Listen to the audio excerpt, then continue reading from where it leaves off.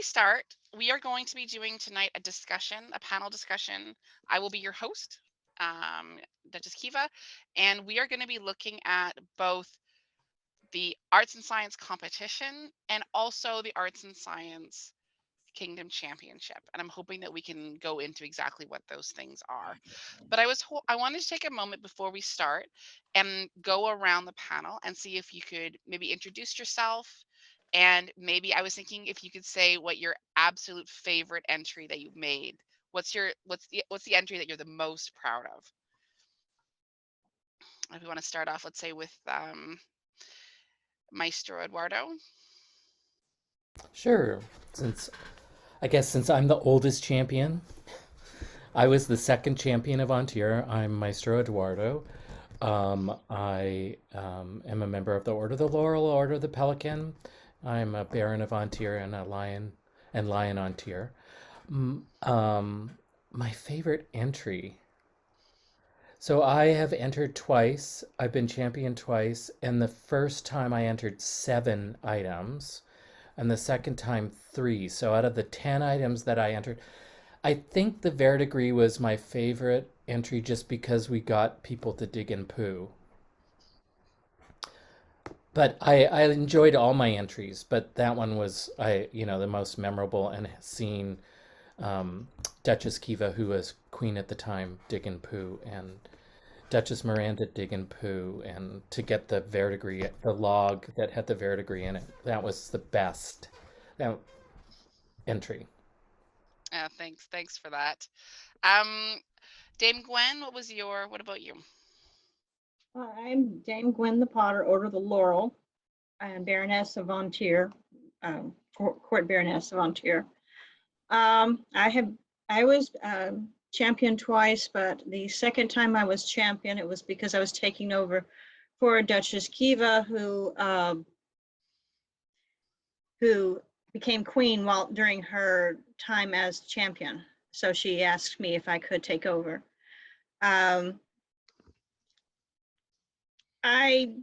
Of all the entries in arts and sciences, the one that I did for Kingdom A&S was the most kinetic, and I really enjoyed that because I was using the potter's wheel.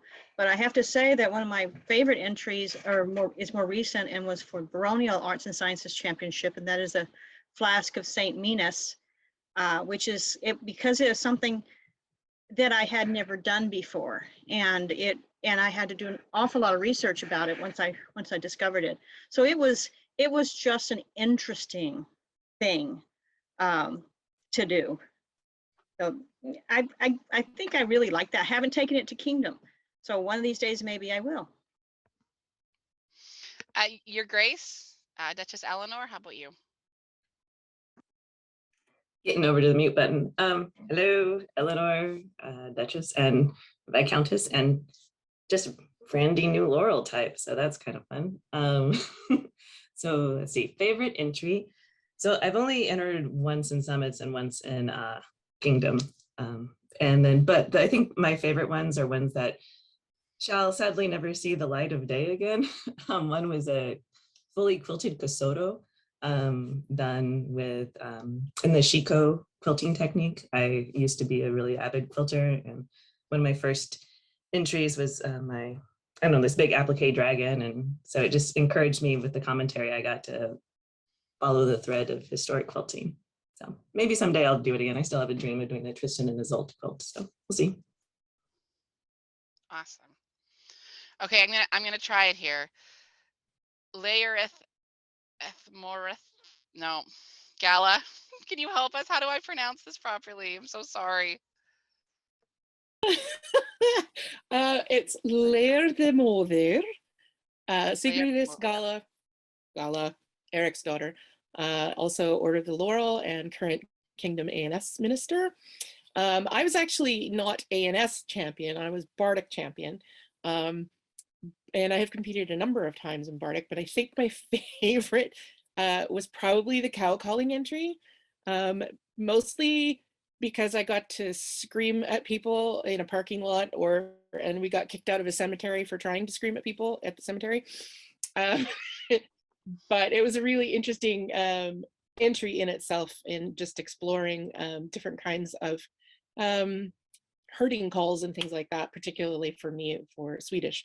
So I think that was probably my favorite entry of the ones that I've done. Maybe not my best entry, but it was definitely my favorite. Your favorite. That's awesome. Yeah. Master Séamus, how about you? I am Viscount Séamus, Order of the Laurel, Vigilant for Order of the Pelican. I am I have entered Alpine Scholar, which is the Principality Arts and Science 3 times, have won twice, and I've entered Kingdom with a single entry and entered twice for full and won once. Of my ANS Arts and Science entries, I think my favorite would probably be the Theriac, which is a apothecary treatment that spans from the 1st century clear out of our period into the 1800s, and has expanded and grown and changed.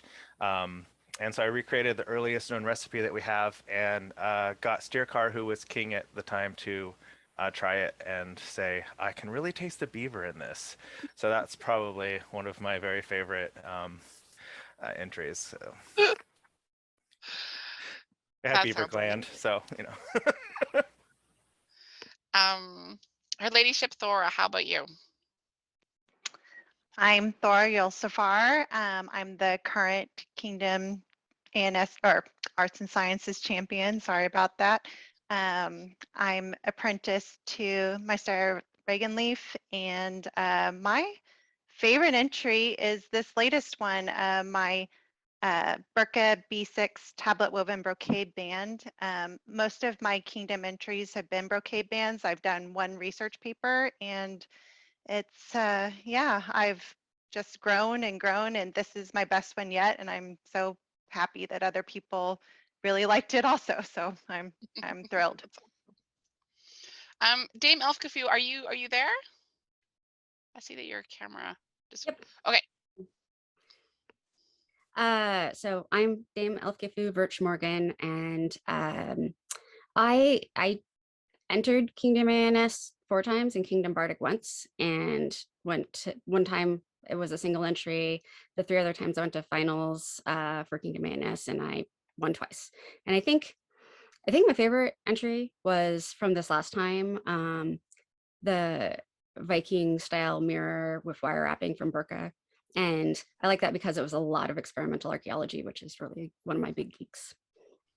That's awesome. Okay, well, I have a few questions for our panel, and I thought I would get started with your Ladyship Thora. You are the current Arts and Science Kingdom champion. I'm wondering if you could give us a brief overview of what the Kingdom Arts and Science champion is and how one becomes champion. Absolutely. So from my perspective, An Tir's Kingdom Arts and Sciences champion is the ambassador for the arts and sciences for the kingdom. The individual may support the crown with arts and sciences related initiatives that they feel would benefit the greater populace. And as champion, I also have my own initiatives that I intend to bring forth that would further the arts and science community for the kingdom. This includes connecting the populace with resources, either by conducting classes, attending and volunteering at events, or connecting people with instructors or contacts within the areas of interest. I also believe it includes being a proponent of research and documentation, as this is how we make the determination on how our focus areas were done historically. It's also vitally important when it comes to selecting the Kingdom champion. Increasingly, there's also been outreach in the ethereal realm, which is great because that allows us to extend the arts and sciences to the widest possible audience. And I'm definitely seeking to be a proponent of that as well. I also have a place in their Majesty's court. I interact with the principalities and also the local levels to try to provide additional support where I can as Kingdom champion. And, you know, I'm there to be a tool or, you know, a person that they can utilize if needed. As far as selecting Kingdom Arts and Sciences champion for An Tir, it's typically done at the, well, I think it's always been done, to my knowledge anyway, at the Kingdom Arts and Sciences event held in the early spring. Competitors competing for championship must enter a full entry, which is typically 3 entries. However, this year the requirement was reduced to 2 entries because we had a shorter period of ramp up time post-COVID when we were, we had just been given permission to start up in-person events. And so there was kind of a shortened time period for preparation. The entrants, anyone that's entering a full entry, are judged on each presented entry, and then finalists are determined at the end of the day. On day 2, the top scoring entries from each, the top scoring entries present their highest scoring entry to a panel of judges, and the winner is selected by that panel and the crown. And Kingdom champions serve a 1-year term, usually, unless something weird happens. And my successor will be selected at the next Kingdom Arts and Sciences event, or that one that's held in the spring that I previously mentioned. Sorry if that was confusing. No, that sounds good.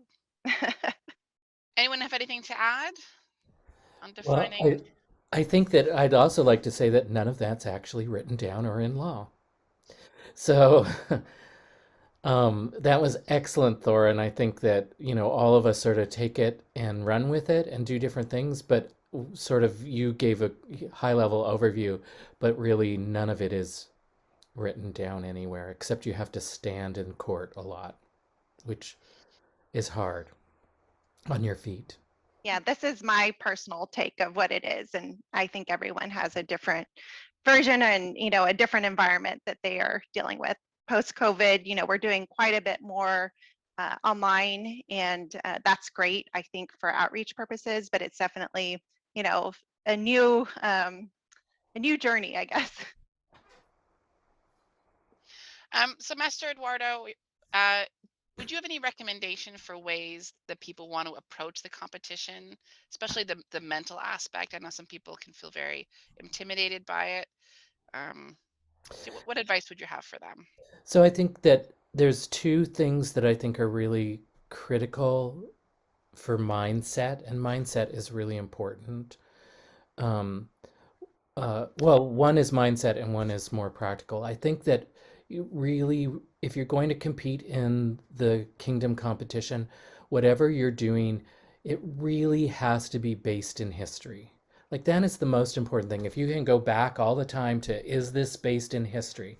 Is the product, process, all of the things, are they based in our time period, in the time period that you're trying to present? Because oftentimes what we see at other kinds of competitions is the creative side coming out of the Society for Creative Anachronism. This is not that competition. This is about the historic aspect of the arts and sciences. And so if you can continually go back to that and continually ask yourself the question, is this based in history? Is the process I'm using based in history? If it's not, is there a reason? Like, am I going to poison someone? That would be an important reason to not base it in history, or base it in history but make sure people know that they're going to get poisoned or eat beaver gland. So I think that's really critical. Like, if you can start from that place of history on anything that you're doing. I mean, I know we have the creative side, but we're not a Victorian group. We're not a modern group. We're a historical education group. So starting with the history. But the other piece is the mindset. And I do teach a class about this specifically. I teach the classes called How to Win Arts and Sciences Championship Every Time You Enter. It's not because I've won it every time I've entered, but it's because you have to figure out what your success criteria is and what your goal and what winning means to you. You cannot control if you're going to win the championship. There is no way, because it's like anything. Anyone could show up any day and out of the blue, it could be a better entry than yours. It could be more historical. It could be more thorough. It could be. You have to define what your success criteria is. And also that could change along the way. So constantly be thinking about, what does it mean for me to be successful? What is it? What will be a win for me? And I think that's going to be different for every person, but it's critically important when you enter this kind of competition, because you have no control over it. You have hundreds, sometimes hundreds of entries, multiple people entering full championship. We've had 15 people entering full championship. Some years we have 2 or 3 people entering championship. One year we had no one entering except one person. So it's all over the place. You have no control over that. What does it mean to win? For me, it's an important finishing those things to the best of my abilities, stretching myself, learning, figuring out details that weren't there before. I'm also published in the modern world, so publishing the research that I provide is important to me as well. So there's going to be things that you want to do, making it. You have a platform when you enter. You have a big platform when you win, Thora. So you're up there on the platform. So what are you going to do with it? What do you want to do? What is the most important thing for you besides winning? You're not in control of that, but other things. So mindset is success criteria. Practicality is base it in history.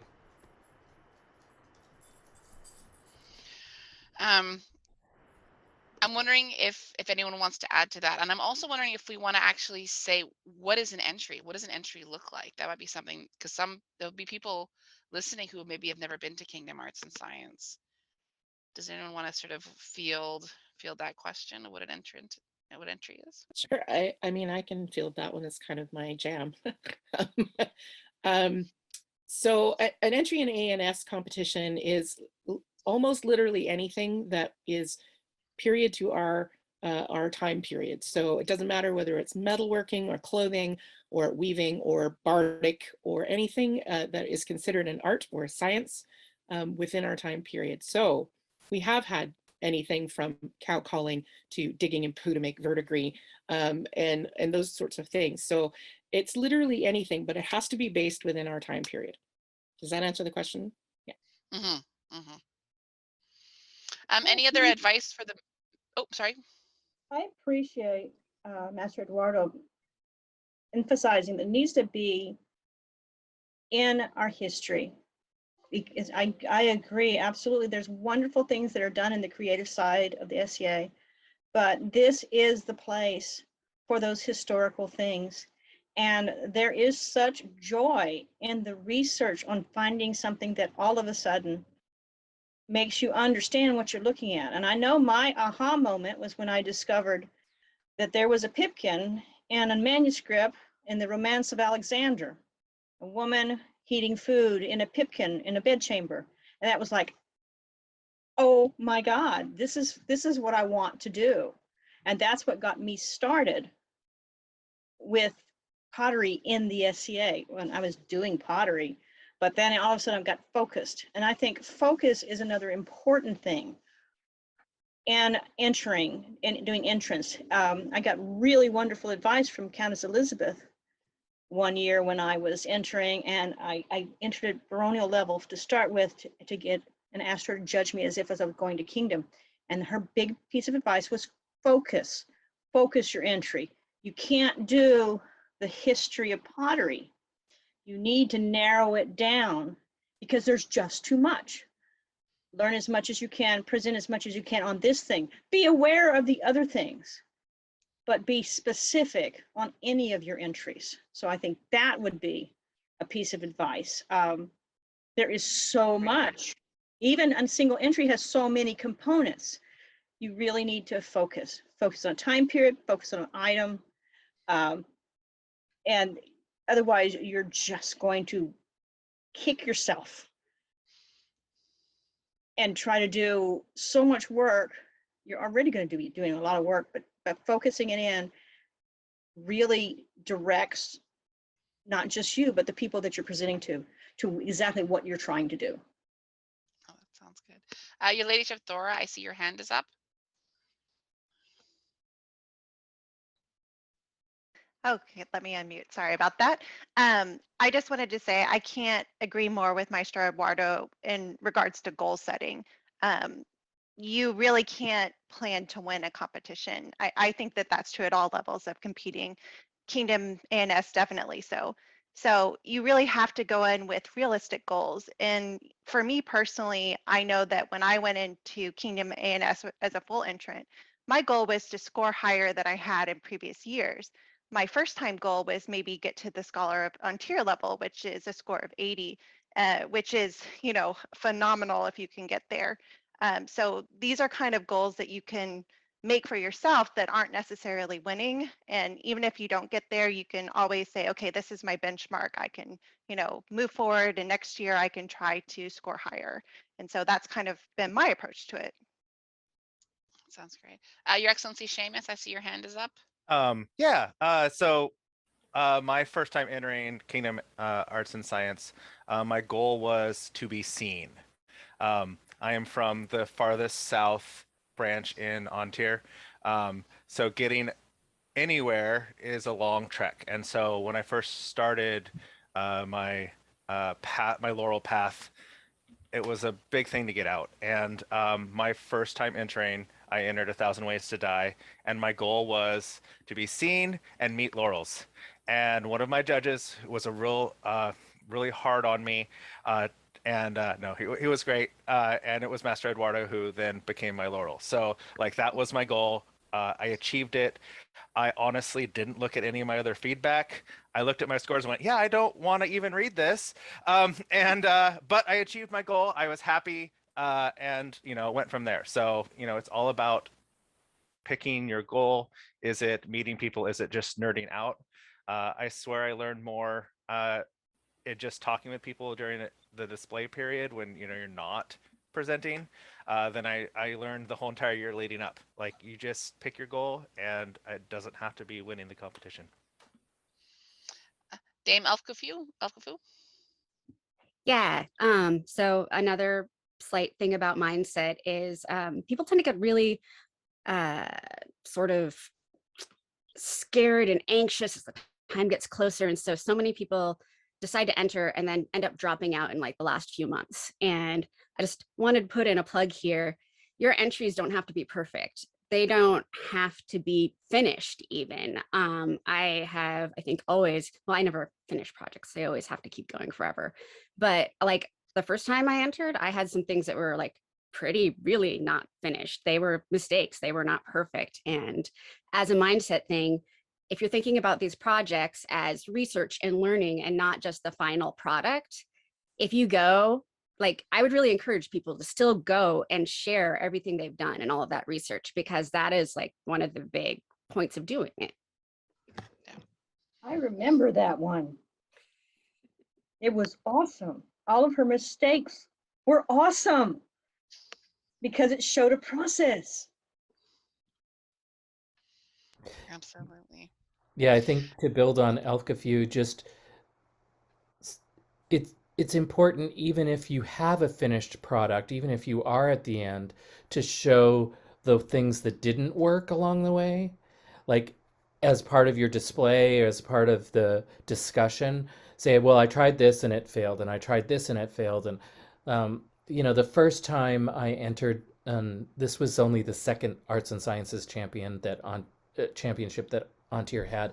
I made a cheese tart from Martino and translated it, and Martino's a cookbook from 1460s, and I must have made the tart 10 or 15 times, and all of the different variations and what I did and what I didn't do and what I liked and what I didn't like and how I manipulated the recipe for the next time because of the failure or because it didn't turn out the way I wanted was all in my research. And it's really critically important. But then I got to the end. It was at the end of the tart. No, I've made it like probably 100 times since then, and I tweak it every time. So it's really critical to. There's no, like Ælfgifu said, Dame Ælfgifu said, there's no real finished project. It's always a continuation of what you've done. Your Grace Eleanor, I'm interested in your time as champion, especially as the SCA went online during the pandemic. What does being a champion look like today with the SCA offering more of a hybrid model online and at events? Well, as people have already mentioned, the championship doesn't have any defined roles or really, right? You take your oath and you promise to obey the kingdom laws and, play nice with others. It's kind of pretty much all that. Oh, and obey their royal majesty should they have any, decrees on what they want you to do. So I think, it's whatever you want to make of it. I had already had intentions before the shutdown to do some more online stuff, but it was more like going to be streaming from the Facebook champion page and trying to connect people in the virtual world to the physical world at different events. So when that had to change abruptly, then it's really thinking about like what defining your own boundaries in that, because social media can be extremely pervasive into your world. So it can be, if you so choose, right? And it's really easy to do. It's no longer the pack up, go somewhere for the weekend, unpack, and you're done with it all. So really defining those boundaries and how much of a space you want to play online or not. So I know I had to do some serious digging in that field. I never dreamt that I would have a YouTube channel with, videos having thousands of views. And I am a very private person. And so the concept of having my image out in the world was a difficult one for me to deal with. And then, and it's just how much emotional labor comes with that too. Not only the time of moderating the post and creating the content to put on the post, but there is emotional labor that comes with, sometimes sadly there's a bunch of trolls and there's harassment online and stuff like that, and having to sort through all that. So it's really whatever you want to do or what their Royal Majesties ask you to do. So I was pretty much done and burnt and ready to be done with it. But Her Majesty Rifkin asked me to make sure there was an online presence for the championship. And so, I had to rally and do that. But otherwise, yeah, so it's whatever you want to make of it.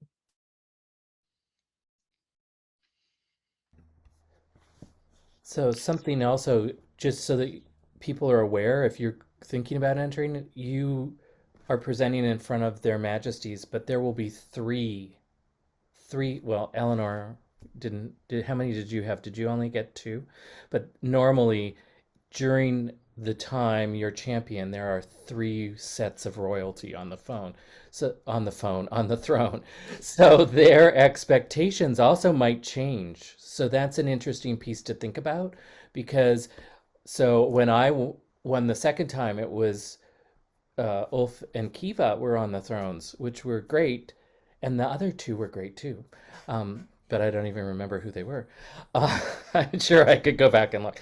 But you're going to do it 3 times, it changes as your champion. So you have to be aware of that. And those expectations of what they want from their champion also change. So it's something to consider when you're entering. And also pace yourself, right? So I had a year in my mind. And so I paced my energy to be a year. And come a year and 6 months, I was done. I was toasty crispy, and thankfully there was a lot of support of being like, yeah, it's fine, take a step back, take a month or 2 to recharge, go do, so balance in all things is very key. I have to say though, you probably, because you were online, did more than any other champion ever had to. I mean, to actually use your brain to figure this out and make this happen, because it's easier if it's in person. But because it's already set up, ready for you. But you had to create these things, and I really applaud you for being able to do that for 2 years. That was amazing. Thank you. I definitely had support. Séamus and I came up with the catchphrase, social media is hard. Because every time I'd mess up a post or do something, and so it's definitely having that support network around you as well, both to encourage you and to do things and encourage you to take breaks. And yeah, but thank you very much. In some ways it was easier, right? If for any of the years to have a champion for gardening, that was it. And then also, you know, since my research area is focused in the garden, actually it worked out kind of well for me to be able to bring people into my garden instead of having to lug my veggies to events. So, you know. That's awesome. Viscount Séamus. For Arts and Science Champion, we usually focus on the competition itself, but I'm curious how you learned about your duties as the Arts and Science Champion. Did anyone help guide you along? So I can't really think of anyone specifically, but as I said, I had entered Principality and bid Principality Arts and Science Champion previously. And I'd also been like our Shire Arts and Science Champion. So I highly recommend people enter locally, enter in a Principality if you happen to live in one. The former Alpine Scholars really helped support me when I was Alpine Scholar and kind of learn what it is that you needed to do. You know, ultimately you're a cheerleader.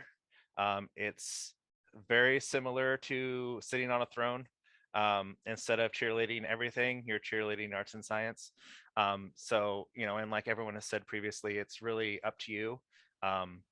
I went to Golf Wars as Arts and Science Champion, and I got to go to their, they do a champion Arts and Science display where each kingdom picks a certain number of champions from different regions and they all display. And so, you know, I got to go to as a kingdom Arts and Science Champion and go through it and talk with them and give them coins. And so representing An Tir all over the known world was something that was really important for me. So previous champions are a great source. In the summits we have when you step down, just like in An Tir, you get the Heart of the Lion, you get the Jewel of the Summits, and we have a Facebook group. And so, you know, previous champions are a great source. There's one in for Lionheart as well. So, you know, reach out to previous champions, find out what they did. You're not reinventing the wheel each time. You have that support, and you can pick what you're passionate about and run with it, as long as, you know, of course, their majesties are okay with that. So do you feel that if you were, let's say you were an entrant, do you feel it's appropriate to maybe approach somebody and ask for their guidance, their help editing, their help reviewing your Yes. documentation? Is that something that would be appropriate at Kingdom, do you think? So yeah, so I actually started a Facebook group. Look at all the nods. I started a Facebook group that is for people who are starting the process of joining or trying to enter the competition and getting support. A few years ago, we actually assigned people laurels or people who were experts in their field and tried to get them to have someone read over their stuff. So there's a Facebook group for champion support. Can't remember the exact name. Can you post that when you're Yeah. off the hot seat? Okay, perfect. Yeah. I can look. It's a really long name, so I can't remember because I tried to. And each year we change the year, you know, because you're getting ready for the next one. Yeah, it is completely highly recommend finding people who've done it before, reaching out, talking to them, posting in groups like that, getting support. You are not doing it alone.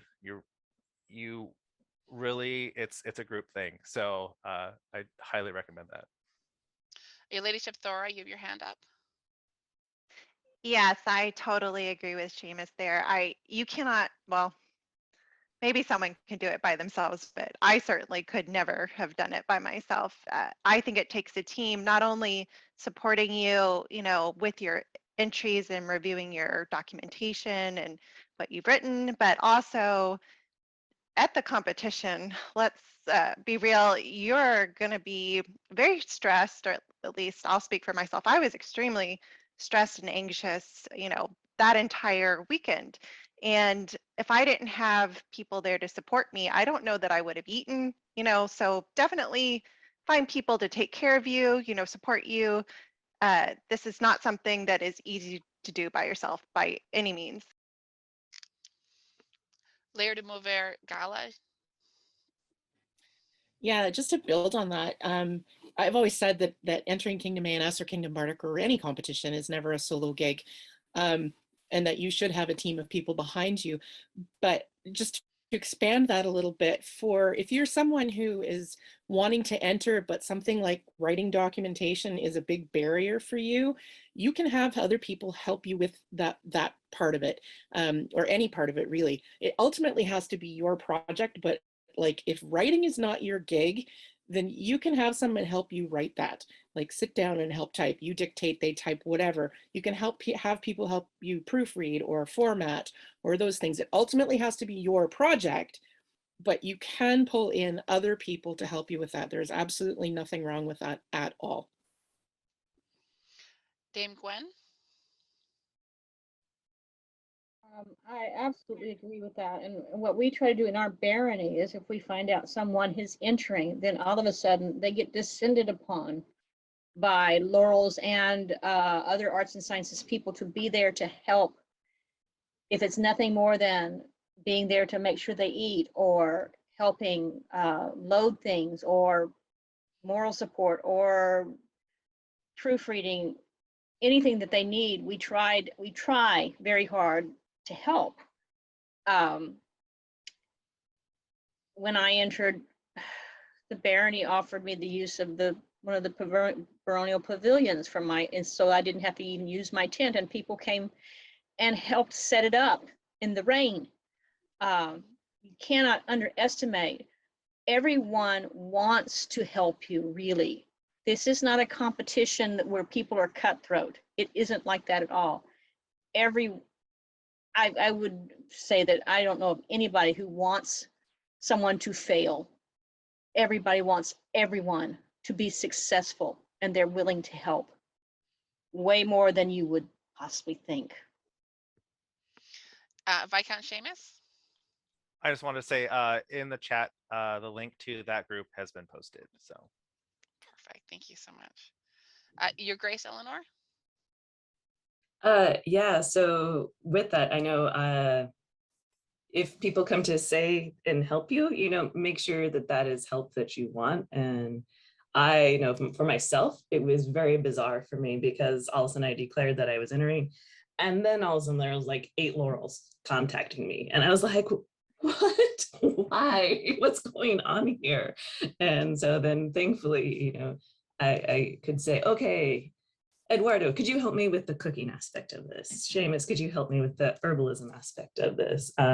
Steercart offered help. I'm like, great, I need help with research documentation. Can you give me some examples? So I was able to define roles for those offers of help.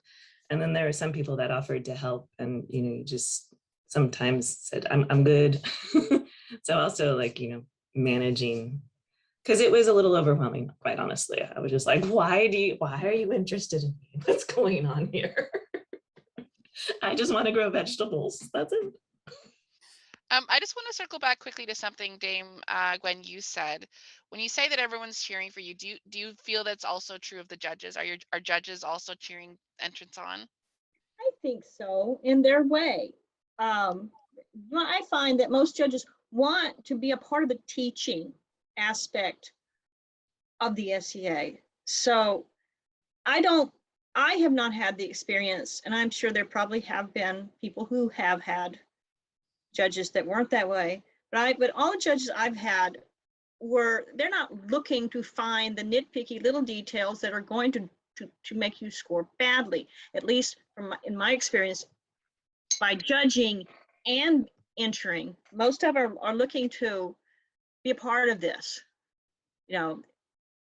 What else can we learn? Hey, did you think about this? Note-taking aspect after judging, people writing down all these suggestions and everything. It's just crazy. You'll get more information than you ever wanted to.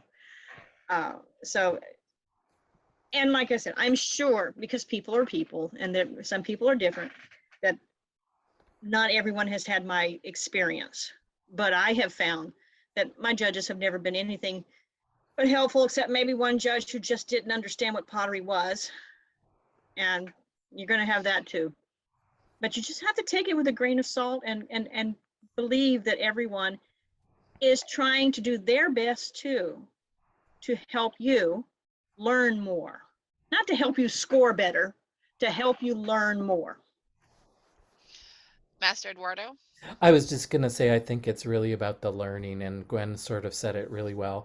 It's not, when, as a judge, and I've judged this competition a lot because next year will be 40 years in the SCA for me. And I've been there from the very beginning of the competition. I'm interested in knowing what the person knows and what they've learned during the process and what they're going to do differently next time, because that's part of the learning experience. And now with the new rubrics, which are great, I want to know where they fall in that. What is it that they know? What's the gap, or what isn't the gap? And so I ask lots and lots of questions. And sometimes people think, oh, that he's just being picky. No, I'm just asking questions because I want to learn. I want to know what you know, so that I can set you on that rubric appropriately. I want to learn what you've learned, because that's the exciting part for me. The learning is the most important part for me. So I'm going to ask a ton of questions. That's what I'm never actually ever, in all the years that I've been doing this, I don't ever say, well, some people do, and I respect the fact that what Gwen said, had you thought about this? I want that to be afterwards, or in my notes, or in a conversation with them afterwards, because you've got only such a short period of time. I want to ask lots and lots and lots of questions, and then have more of a discussion about things later. So that's the way that I judge, and I learn so much. I love, love, love, love judging, because I get to learn weird things about Dame Elf. beets, Oh, sorry. and radishes and.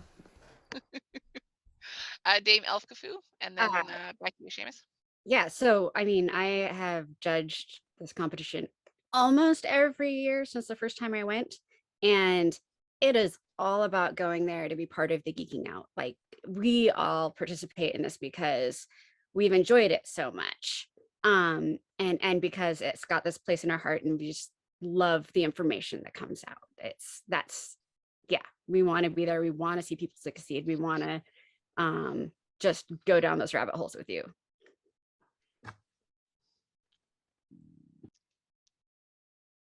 Excellency Séamus?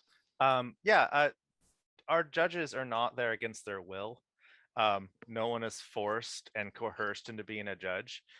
They are judges because there's definitely some expectation that, if you're a laurel, then you should be judging. But ultimately, really, we, as long as Gala is not twisting our arm to get us there, we want to be there. Judges want to be helping you. I think it's important to realize, when you do an arts and science project, you're putting your heart and soul into something, and then you're putting it out there to be judged. And that is really scary. And sometimes it really doesn't matter how nice someone is. If they have some feedback, it might hurt your feelings. And you just have to remember that's not the intent. It's intended to be a learning experience. I have to say, I never read my judging forms within a couple days of the competition.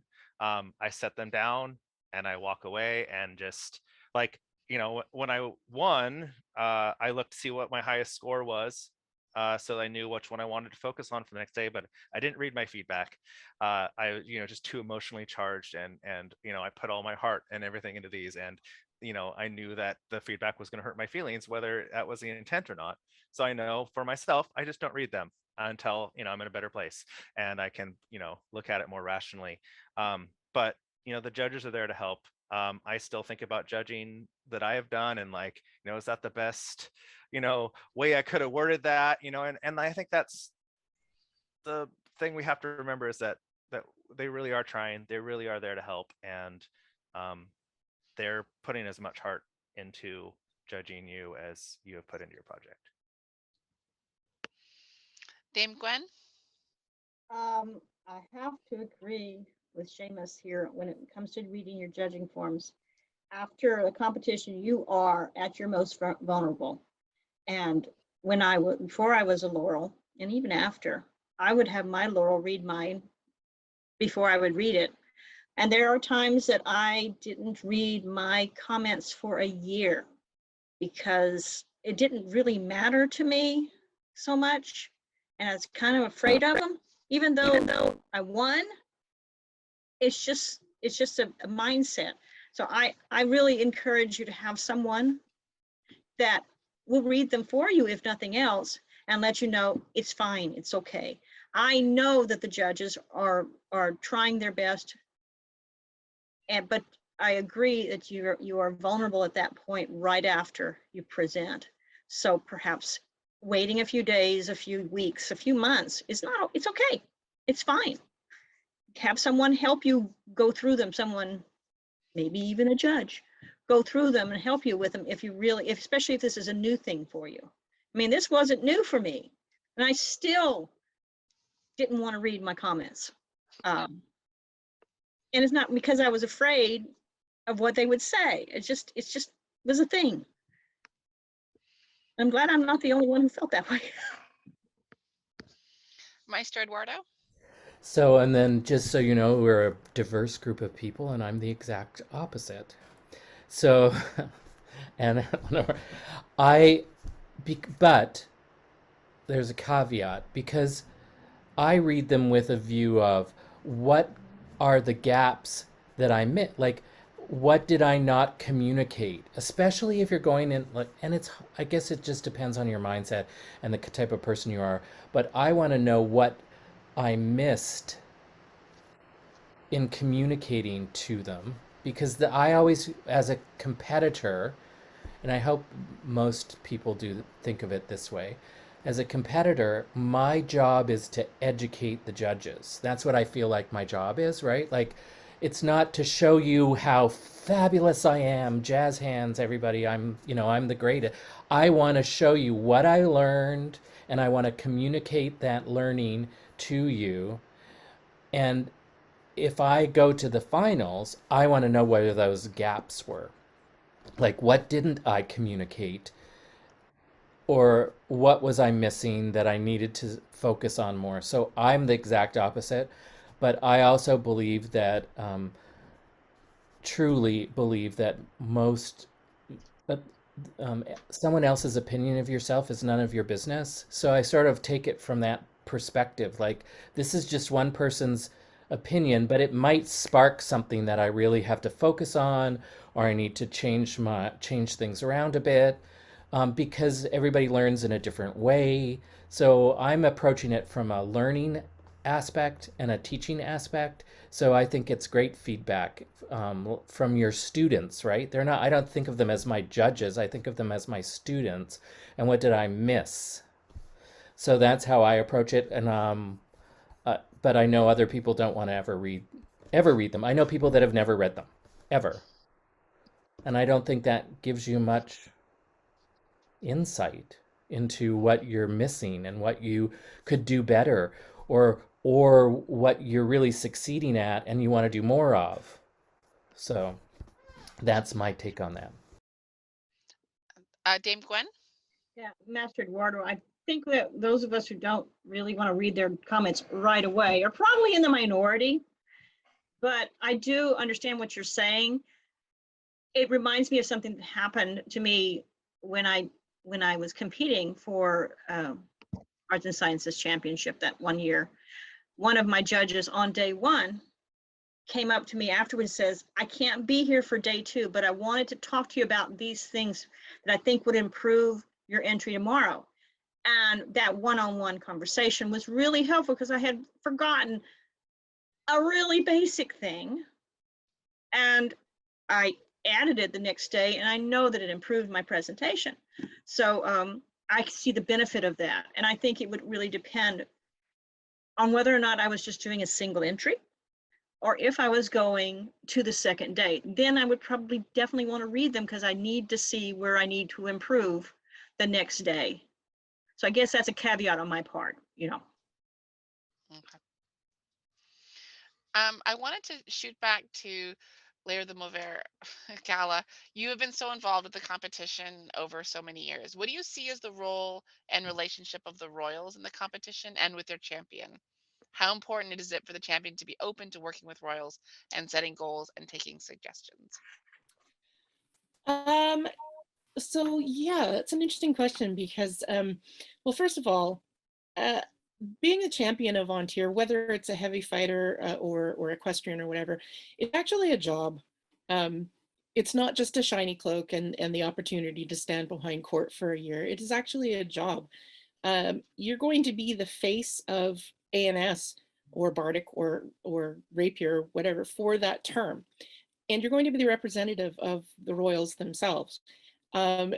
When the competition comes around, to me, it's really important that the royals are involved in some fashion, whether, I mean, they may not be comfortable with judging, but maybe they are.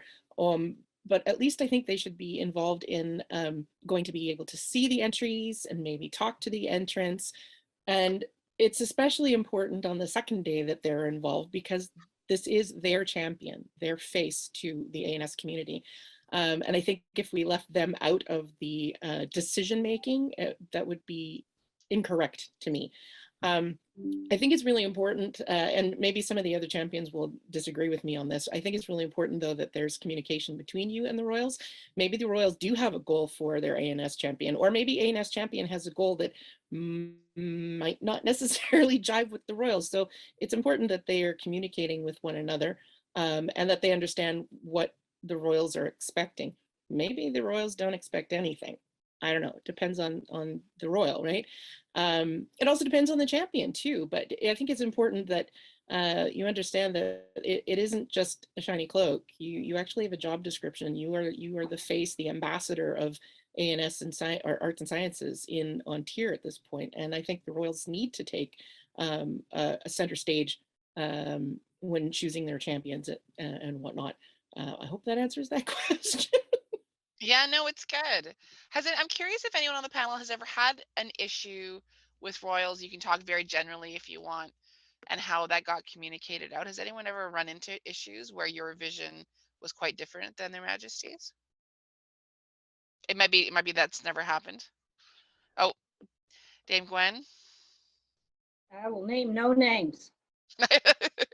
It's you feel it when the royals do not communicate with their champions, at least when it comes to the arts and sciences and Bardic. If a decision is made and the champions were not consulted at all as to their opinion, it hurts.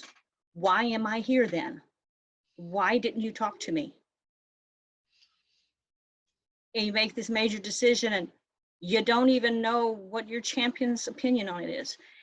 It is vital to me that the royals support us as much as that we support them. We're there because of the dream. We are there to support you. Have the same respect to us. And Absolutely. it has happened. Maybe not to everyone, but it has happened before. Maestro Eduardo. So like I said, that you're gonna actually go through 3 sets of royalty. So they're on, like, to those who have sat on the throne, you're only there for 6 months. So, you're gonna get another one. So, just hold on.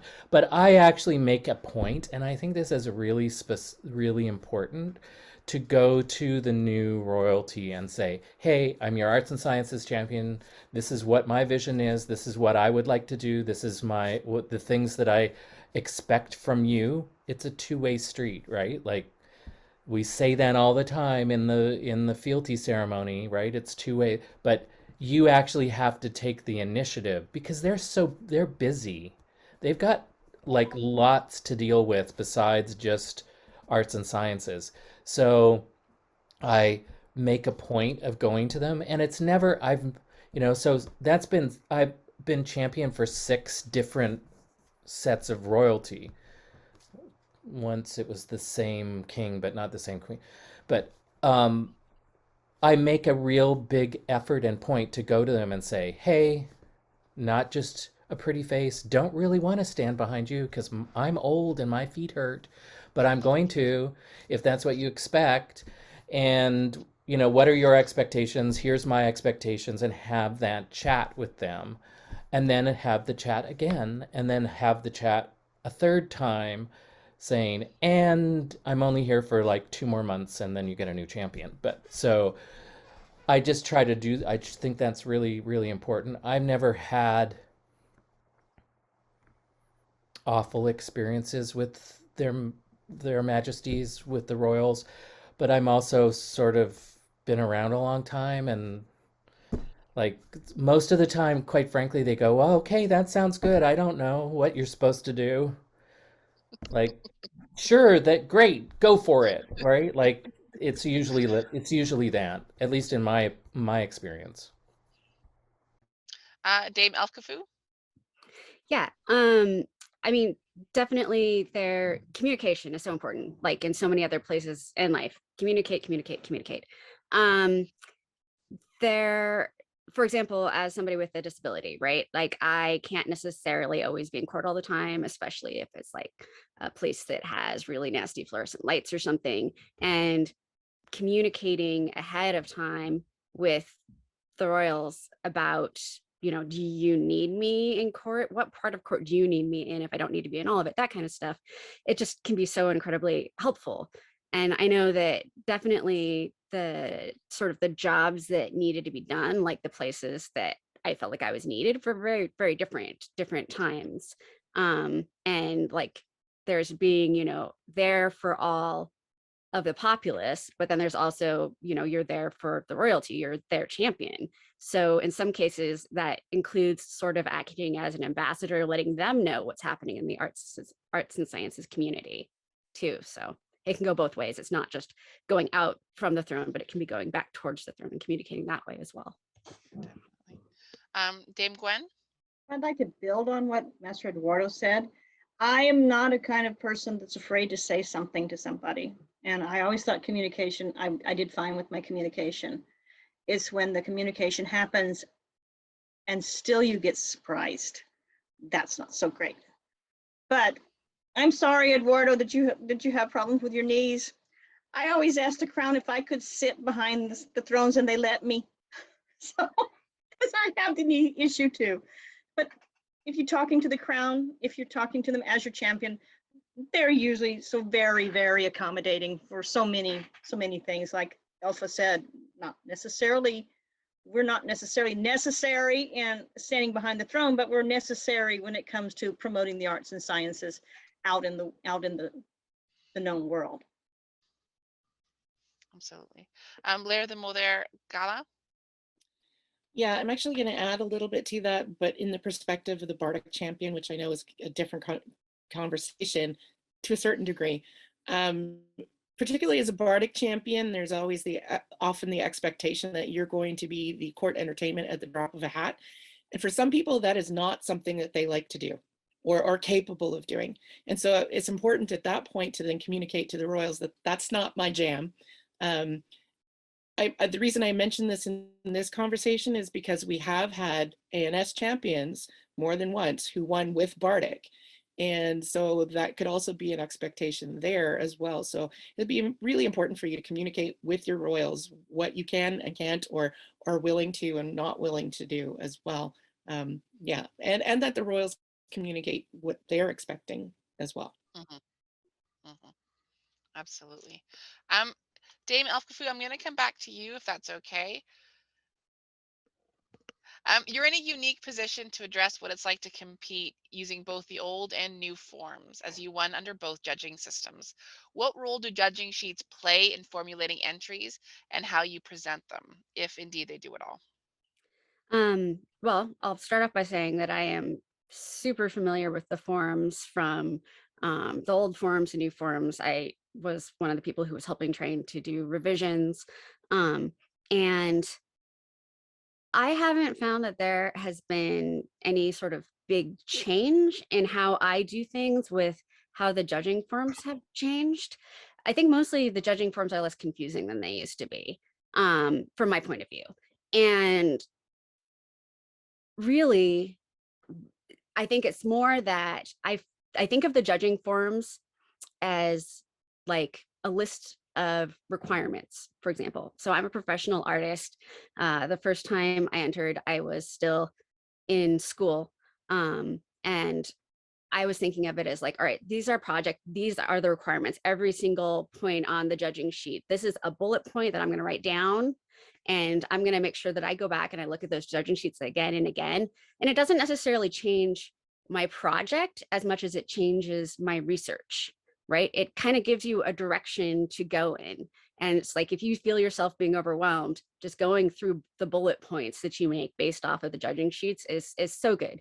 And at different points in time, we've had things like entrance handbooks, judges handbooks, we've got the rubric, reading whatever there is out there so that you can sort of put yourself in the place of the people who will be judging you, and trying to anticipate anywhere they have questions and giving an answer. And here's like sort of a key part to that is, I feel like if there are places where your answer needs to be, I don't know, that's totally fine. Like, put that in there. Say, I don't know, because it's really hard to find for this reason, or, you know, whatever is in there, because then your judges know that you're thinking about it. You're not just neglecting that. You didn't just forget it. Yeah. Sorry, I didn't raise my hand, but I have had contestants say, when I said, so, you know, like we were using the rubric or we're using the judging form, and they'd never even seen it before. Like they hadn't, like, what judging form?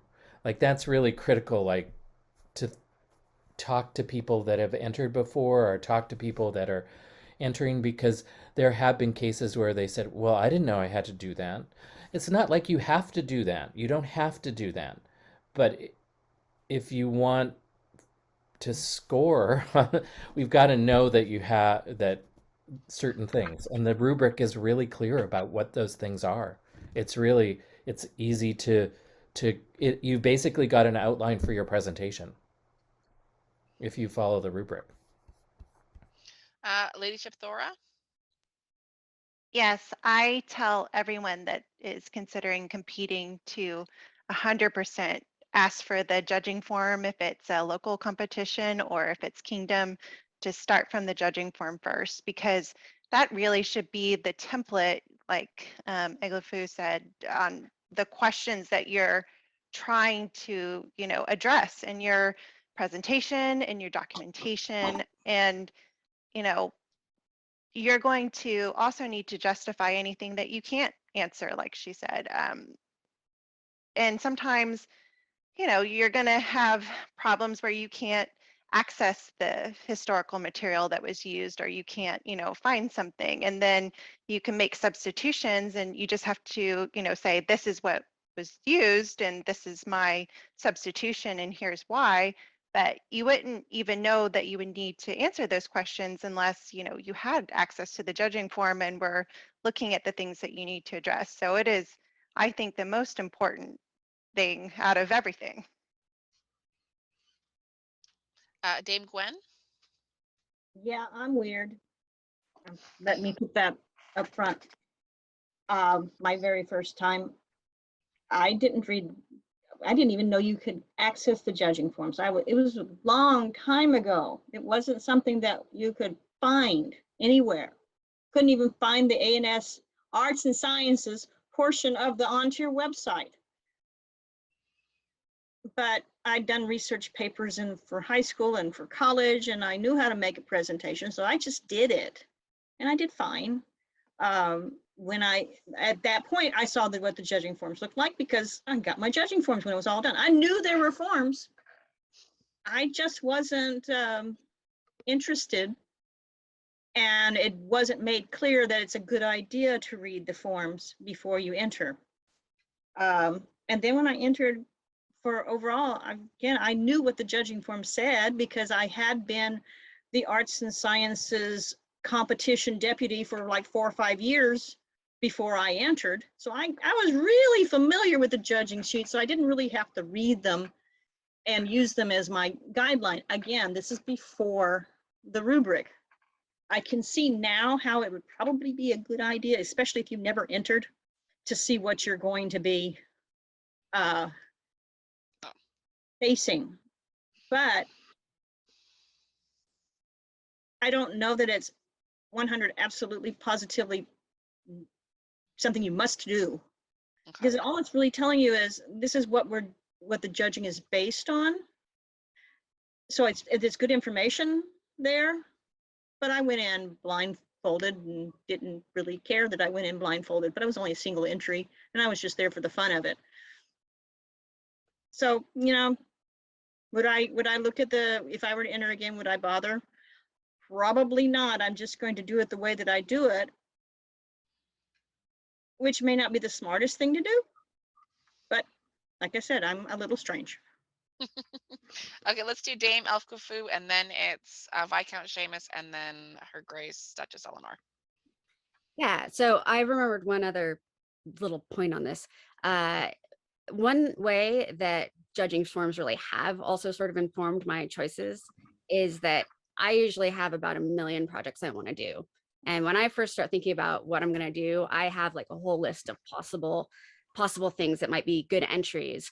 And depending on what my personal goals are in entering, that might, and how well they fit with what I'm being judged on, right? What people are going to be looking for, and whether, say, I want to win, I want to get a chance to show something to a lot of people, or I just want to see how well I can do with something that's really hard to enter and see if I can make it work. Like, that'll help me decide what to do.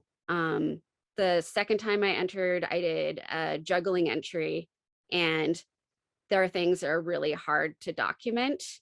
And this was in arts and sciences, not in Kingdom Bardic.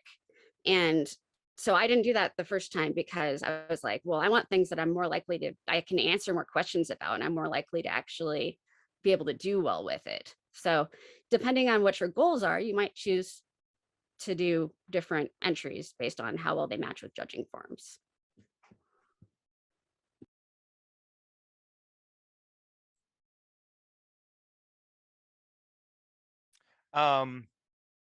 I think something that is really important about the rubrics to remember is that we have a kingdom award for scoring 80%. Like the way the scores are I think, at least here in the States, you know, like 80% is just a B, right? And so the It's idea, not percent. right? It's not percent. So 80% in like school, right, is a B, right? And so you think, oh, I got, if I score a 60, that is a D. I did terrible. You didn't. Like 80% is so high that you get an award for it, you know, and like it can go up to 120, and that's like, hey, I pulled this thing out of a museum and no one can tell that it's not you know, it's, yeah, sorry, 80 points is you know, is so great. And if you can score 100, 120, then, you know, your item or your process is fantastic and amazing, and you can't tell if it came out of a museum or not, right? And so we need to make sure that, you know, when we are looking at the rubrics, that we're looking at a scale that is correct, and we're setting ourselves up to succeed. And I think it's also important that we use those at other levels as well, and use them at like a principality level. We used them at a baronial level, and set people up to you know, realize that scoring 50 at a baronial level is a really good thing, and so that people are not expecting to score amazingly in our mindset. I mean, it's amazing to score a 50, but you know, we look at the way they are, and now I'm rambling. But you know, like we need to change our mindset with our forms, because they're amazing. They set a great set of criteria. They're equal for everyone. You know, they're the I can't. Our rubrics are amazing, and you know, I think that we need to use them more, and we need people to get really familiar with them, and I think that's important. Duchess Eleanor.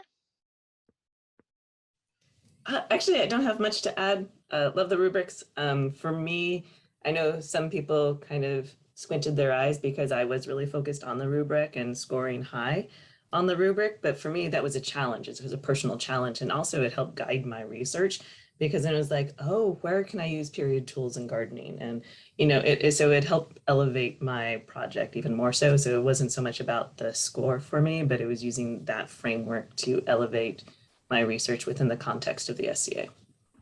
Okay. Maestro Eduardo, I believe, is next. And then I just want to say that it's also the whole competition is a process as well. And it grows and changes. Hopefully it doesn't change a lot. But it continues as we know more and as we learn more about the competition, about arts and sciences in the SCA and arts and sciences elsewhere, the competition changes and grows. So for instance, in the early days, we had you had to enter a minimum of 5 arts and sciences, and you could enter more because you could then throw out the lower scores if you wanted. Like, it was a whole thing like that. We've changed that since then, right? Now it was 3, it was 2, it was 3, it was 2. Your sister, your mother, your sister. So it changes and grows. Sorry, that was a reference to Chinatown.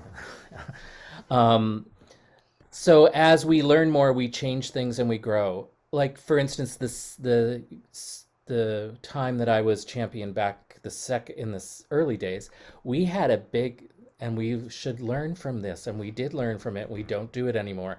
We had a big leaderboard. Everybody's scores were up on the wall. Was really not a good thing. So we learn from that and we grow from that. The rubrics that we have now, the score sheets that we have now, the judging classes that we have now are great, and we're just learning and growing, and we'll get better. And I think, having been in multiple kingdoms, lived in multiple kingdoms, traveled a lot, this is really, I'm not going to say, this is a challenging competition. This is one of the most challenging competitions in the known world. We sometimes get a bad reputation for it, but it's difficult to enter because you have to think, you have to be intentional, you have to set your success criteria, you have to dig deep into the research, you have to understand the rubric. It's a process, and I think it's a great challenge, and I love doing it. I will never do it again. Maybe. Lair the Mover, Gala, you had your hand up. Yeah, I just wanted to say too that as far as the rubrics goes, there are a whole bunch of different rubrics, and if you're not actually reading the rubrics, you might unintentionally lose yourself points because we're using the wrong rubric for your entry. So for instance, if your entry, because we did say earlier that you can enter things that are not finished. So your entry might actually not be the end product of your thing, but the process of getting there. And if you were to use the object rubric for your thing, you would probably not score well because it's an undone, or it was a failed experiment or whatever. But if you use the process one, that's even better. And even more than that, we have now the experimental archaeology form as well, right? I can see some cheering going on there.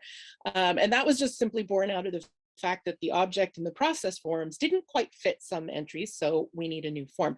Yes, we have a lot of forms, and I've had many people talk to me and go, why do we have so many forms, particularly in Bardic? But there's a reason for that, and that was because we want people to score as best they can, and so therefore we will make a form that is needed if that is a needed thing. So make sure that you do read the forms and that you are using the right form. And I always ask people to, when they declare, there's a form you have to fill out, and I ask right on the form, which form do you think we should be using for this project? Okay. So that means you need to go and look at the form and decide which one you think is going to fit best for your project. Although I have had in the past where I've then looked at somebody's project and gone, maybe you might want to think about using this form instead. Or we've had judges come to me on the day and say, this form doesn't really fit. We really think we should be using this form instead. But it's really important that you really look at those forms ahead of time. And as we've said before, I say it's your to-do list. You know, like if your goal is to get a 4 on your authenticity portion, then you need to read what that means on the form to get a 4, a score of 4s across the board. You really need to read the rubrics, whatever it is.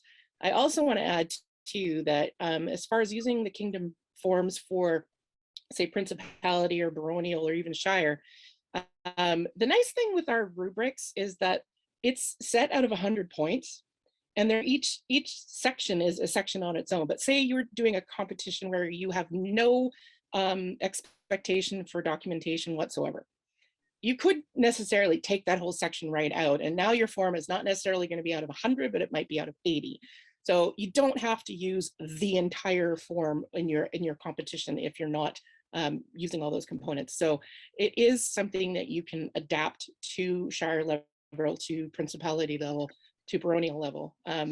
Yeah, and if anybody ever has any questions about doing that, please contact me. Although my job's done in July and it'll be Duchess Diarna after me, so haha. Gwen, Duchess, Dame Gwen, I know that your hand is up and I do want to get to you, but I just want to clarify quickly. Is it more standard for an entrant to pick and identify their form, or is it more that they would work with you, they would work with the Minister of ANS or the coordinators of the competition to choose to select that form together? Is it more of a communal thing, or do people usually say, this is the form I want to use?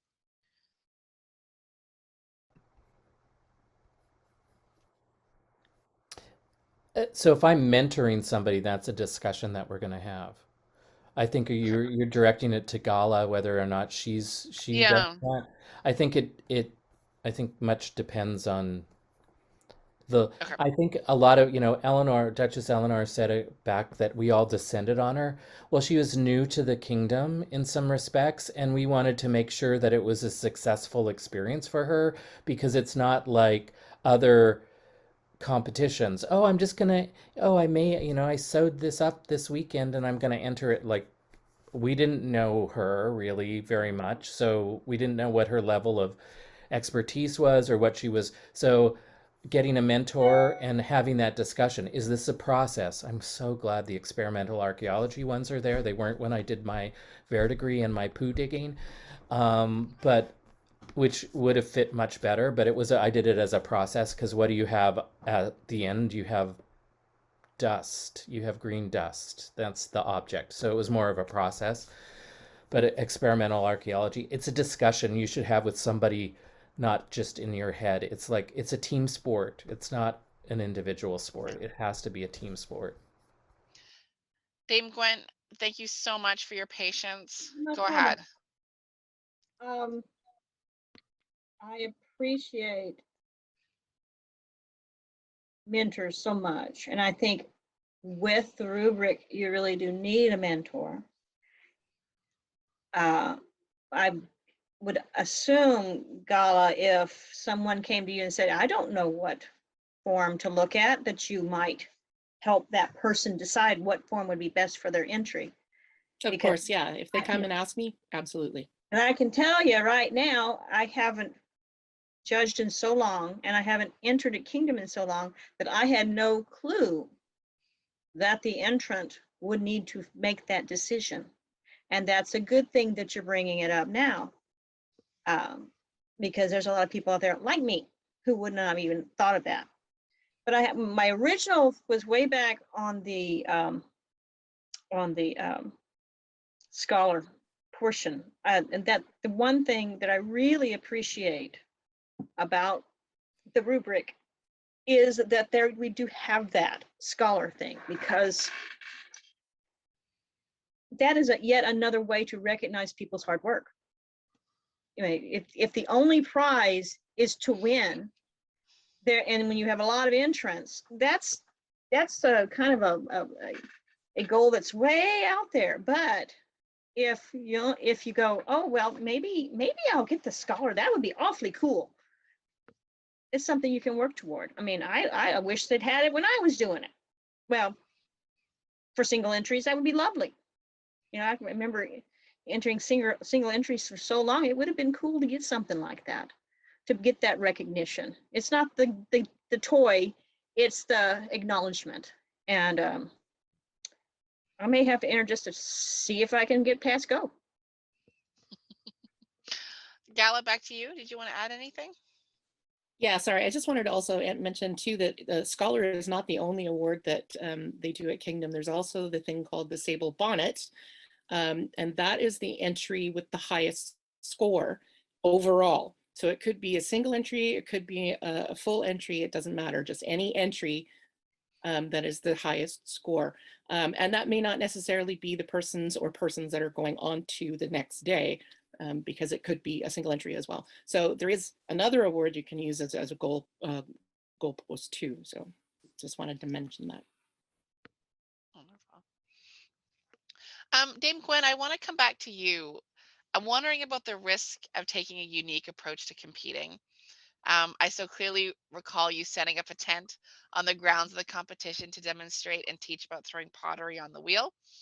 Could you tell us about how you came up with the idea and suggestions for how to display unique art that might not fit in well with the hotel experience? Well, like I said before, I want to get immersed, and experimental archaeology is the best part of arts and sciences, I feel like. And so my approach was the experimental archaeology approach. I want to show people how it was done as close to period as I could get. And what do? I throw pottery. So I needed to have a wheel. So I finally went out and searched for something I could use to take the place of a period pottery wheel. And I found a kit, and it had bricks in the wheel as a flywheel. And the challenge is, if you have a big setup, is getting the stuff there. I had the perfect storm because the event was happening in my barony, less than 10 blocks from where I lived. So I could make trip after trip after trip from my house to bring everything. Like I said before, the barony let me use their tent. I was going to use my own tent, but their tent is bigger. And people helped me set it up. So that's the other challenge, is getting it there, getting the permission from the hotel to set up a tent on their grounds. That's yet another challenge. I had to actually call the hotel and say, this is what I want to do. Can I do it? Before you even decide to enter, you got to know that you can do it. If you have fire for your entry, you've got to find out if that's going to be allowed. I remember when I was arts and sciences event or deputy, we would have alcohol entries. Well, we had to call and make sure that we could have them. And if we couldn't, we had to find an alternate location, because the location master, Eduardo remembers, I'm sure, was at an ESD, and there was no alcohol out there. So I had to make arrangements for a room at the hotel to have an alcohol entry. So that's the challenges. You have to make sure that what you're doing will be allowed at the hotel setting. And it just so happened that the hotel was fine with us putting up a tent in the common area outside, and it was wonderful. And I had my wheel, and I had the chairs for all my judges, and I had the different, for what I'm doing, it's also a process. So I had to have my item in different stages. So before I ever got there's so much throwing I had to do, because I had to have something at this stage, and at this stage, and at this stage, and at this stage, and it finished. And then I, of course, had to have my photographer. I had a friend who was doing photography for me, so that I would have pictures of the process. Here I am in full garb doing this. Not often do I get that chance to get a picture of the process. So that's something else I had to think about. When I mentioned earlier that one of my judges told me you needed to do this because I'd left it out. I'd left out is all of my pieces of period pottery that I had, that where you can look at it and you could see what the fabric of the pottery of the clay looked like. I forgot it on day one. I brought it on day two so that I could show people what the fabric was supposed to look like versus what mine looked like. And what I didn't have is a fragment of my pottery. So when I was doing my display, I threw one of my finished pieces on the ground to break it. Took 3 tries, finally broke, to show the difference. And that is the other thing that I enjoy about doing the presentations. I got a lot of, why did you do that? Oh, it's okay. It's okay. I've got lots of them. Getting the reaction from the judges for a kinetic thing, you know, it was big and it had moving parts. And although it was a great challenge to get it there, if I had to do this across the state, I probably would have had brought 2 vehicles and a trailer to carry everything there. So that is, it just depends on how much you want to do it as to whether or not you can make it work. And like I said, mine was a perfect storm. It was there. I had a lot of help. I knew it was going to be there a year ahead of time. So I had the year to get it done, because it does take that much time to prep everything, not just the one entry, because the year I did, I only had to do 2 entries, but it still took a year to get it all done, to get everything ready to go, to get, you know, what am I going to wear? It's cold out there. I'm going to be outside. What can I wear that's not going to get in the way of what I'm doing? So that's something else you had to think about. It was raining that day like crazy. And so I didn't have an audience. Everybody was inside watching me from a distance. And just the judges were under the tent and the crown, because it was day 2. There's so many logistics you have to think about if your item takes up more than just a small amount of space. And nothing to say that a small amount of space isn't perfectly appropriate for an item. I'm thinking back to the verdigris. I remember that big pile of stuff that I'm sure you had to get permission from the hotel to bring and put on their lawn. You have to think ahead of time on that kind of stuff. And that's the biggest challenge, is to think ahead and know that you can do these things. Now, it's not the last time or the first time that tents have been brought to competitions. I remember a couple years before, when I was the deputy, there's big old tents out on the lawn at this hotel in Elma, something like that. That was, and then there was a display that was done for hunting processes. It had to be done outside too. So there are so many different types of entries that could come in. There's, if your hotel won't let you do horses and you have a horse entry, somebody's got to figure it out. And usually it's the entrant's got to figure out where they're going to do it. This is not necessarily the Arts and Sciences Minister responsibility to find a place for you to bring your horse. That costs money. So, and then you have to transport the judges if you're going to do something like that. And I'm talking about things that I have seen happen. So, and the bigger your entry is with stuff, the more you have to think ahead about how you're going to accomplish it.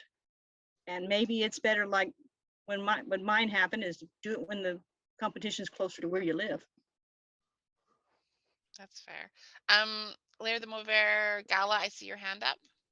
Yeah, I was going to say, even just this past competition, just in March here, we had one entry that was a wattle and daub entry, and that it was amazing, that she had to do outside. So we had to figure out the logistics of how we were going to do that, and you know, where to place her so that she wasn't 100 miles from the rest of the competition, and so on and so forth. So for me, as Kingdom A&S Minister, it's really important for people who are entering to communicate to me exactly what you need ahead of time, and I will do my best to get you what you need to do that, whatever it is, within the parameters of what the hotel will allow. Because again, sometimes, you know, alcohol entries, they're a little sticky on. They probably don't want horses trumping through their foyer and things like that. But we will do whatever we can. And again, I ask on the form that I'm asking people to fill out, is there any special requirements for your entry that I need to know about? And that may just be, I need to be close to a plug-in. Okay, great. Then I need to know that. So we'll make sure you are close to a plug-in, or at least have an extension cord. But communicate to me, or whoever is Kingdom A&S Minister, exactly exactly what you need for your entry. We can mostly accommodate most things. Okay. There you go. Duchess Eleanor? Yeah, and just a shout out to some of the exhibits this year that were awesome, like the Waddle and Daub, fantastic job adapting. They didn't bring their entire Waddle and Daub duck house to the thing, right? They had example pieces. Thora, your loom was fantastic in how you had it set up. I mean, so it doesn't necessarily need to be the whole thing. It could be, that's astounding, but also thinking about how to adapt it to a more hotel friendly thing. That's all. Anyone else have advice for displaying, either unique or otherwise? I know we've got quite a few very good displayers here. I think that display is just so important, and that, like as I said before, dress the part for what you're doing. It would be awfully terrible to be dressed in Elizabethan and try to do Waddle and Daub. That would just be silly. But I just remember one entry where there was, with the looms and bowls and things holding the wools and stuff like that in a little corner, and it just looked like you'd walked into somebody's hut and they were weaving. That type of thing is exciting to me. Then there was Marquesa Laurelland's when she did the Mona Lisa and demonstrating and making paint and all that kind of stuff. That's just fascinating stuff. One year, the year that I won, somebody had brought their great big mill for grinding wheat. And again, three-dimensional moving parts are exciting to watch. So, but then you also have to have all the things that have been a part of your display. Your tools are so important, be it sewing or whatever else. What did you use to make those things? To make your item? What tools did you use? What fabrics did you use? What fabrics did you try? What things did you do first? Which even your failures are just as important as your final product. Okay, so if I've got it right, it's Dame Ælfgifu is next, Viscount Séamus, Ladyship Thora, and then back to Gala. Having done a Bardic style entry in Kingdom Arts and Sciences, doing a display for something that's ephemeral like that can be a little bit challenging sometimes. And that's where having things like your props as part of a display, or like examples of what I don't know, of like manuscripts with images and things like that can be a good thing. I just wanted to bring that up because sometimes when you don't have an object, it can be more challenging to figure out what would work for it. Let's stop that. Thanks.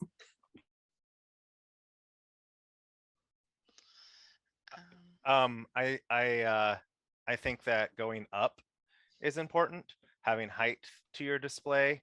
I like to think of it as your display is like the window of your shop, and you want people to stop at your table and look at what you have. And so find pictures of manuscripts or whatever it is, frame them, set them up so it gives a little height to your display. Find a cool box to set them on. One year I did trifold, like I was in a science fair, because science, because it was my theriac. I had a bunch of little bottles of herbs, but you know what? They all look brown and green, and like they're really not that that impressive, right? So I did a trifold, like I was in a science fair, and gave visuals, and so you can add so much beyond what your your object is to help display it and get people's attention, because there's only one of you, and there are going to be points where there are 5 people looking at your display, and give them something to read, give them something to look at, and while you're interacting with one of the people. So yeah, things to touch, things to pick up and look at. So Séamus actually took a lot of my comment, but I mostly do object entries, and my objects are quite small and difficult to see. So it's really important that you have whatever you're presenting in a visible manner. And most of the interaction with your display is going to be from people walking by it. It's not going to be, they're not necessarily going to be going up to each table and looking really closely. They want to have their eye drawn to your display. So you have to keep that in mind. And especially if you have a small object, you want it to be very visible and obvious. And, for me, that ended up being leaving it on the loom and just bringing the whole thing with it, so you could see it, very visibly just by walking by it. Whereas, my first display, everything was kind of laid out on a table, and it wasn't as eye-catching. So I would definitely recommend, especially if you have a smaller object, to, give it some elevation so people can look at it and interact with it. Labels are good too. Labels are awesome. I think we're back over to Dame Gwen. Is that Okay. right? Yeah. When you're doing a garment, a lot of times the display is pretty obvious. You're probably going to have a dress dummy. You're probably going to have the garment on there. That also works very well, but maybe you want to elevate that, even that, so that people can see it more. And I really like the idea of elevating things, putting them up and within a person's visual range versus having to go down on the table. That is quite difficult. All these things work not only for arts and sciences competition, it works great for Athenaeum, where you've got people just walking by. You want to draw them in and say, and share your excitement about what you're doing. And that works great for Athenaeum too.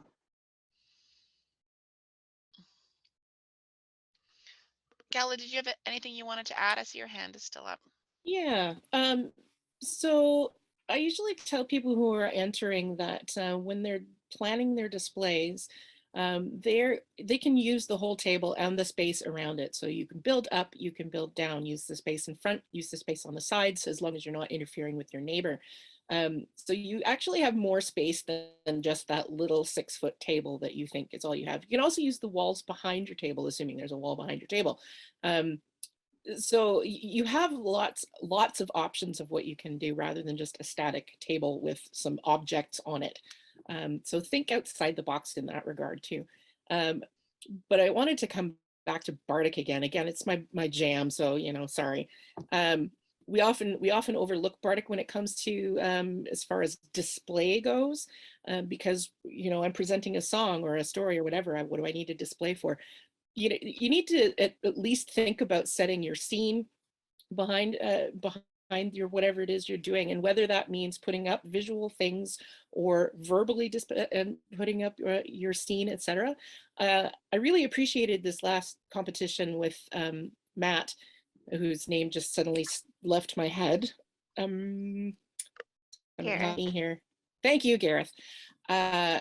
In that he was presenting some John Dowland pieces playing on the lute, which is great, and it's lovely to see a lute. Lutes are always fun to look at and whatnot too, but as far as his display goes, he blew up the actual manuscripts into a big form so that you could see it very clearly what he was looking at.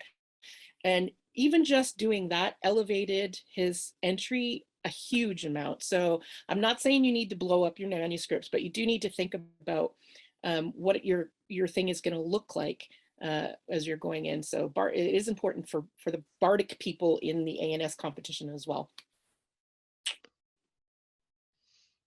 That's great. I have a series of more open-ended questions, and I thought instead of directing them, maybe just if you want to field them, you can do the hand raise, and then we'll just go through them.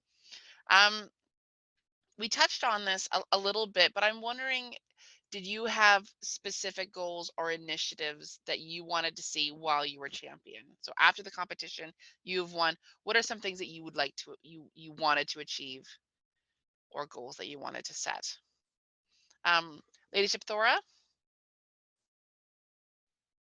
This is easy for me because it's really fresh in my mind because I'm doing it right now. So I, since I've been competing pretty much my entire journey in our organization, I have really enjoyed, you know, the learning and camaraderie and the connections I found doing competitions. And it's hard to explain, but there's a certain camaraderie that comes with competing with other people, and you're all kind of in it together, and everyone's nervous and anxious, and we're all just kind of in a similar position. And so you get to know, you know, your fellow competitors and have really great shared experiences. And, you know, our kingdom has recently incorporated a lot of display oriented events like Athenaeum, but I strongly feel that there's still also a place for competition and competing.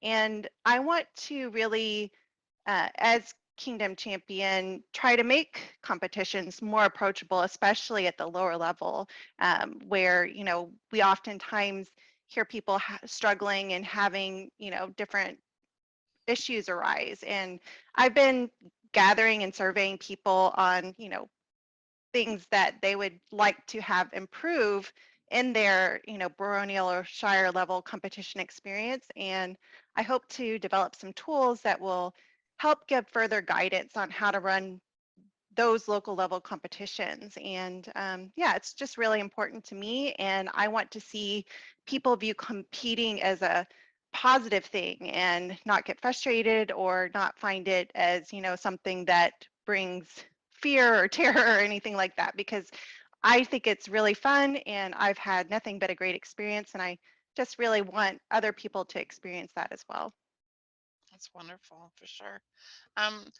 Excellency, Duchess Eleanor? Oh, your Grace, Duchess Eleanor, I'm sorry. It's okay.